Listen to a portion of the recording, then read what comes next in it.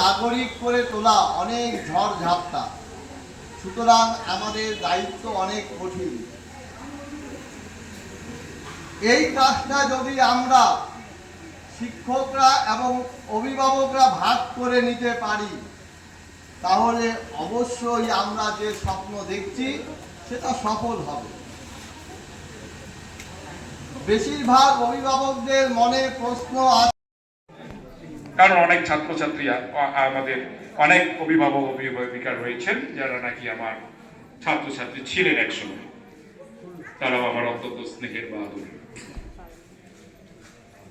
প্রতিটি সমস্যা ছাত্রছাত্রীরা তাদেরকে জিজ্ঞাসা আমি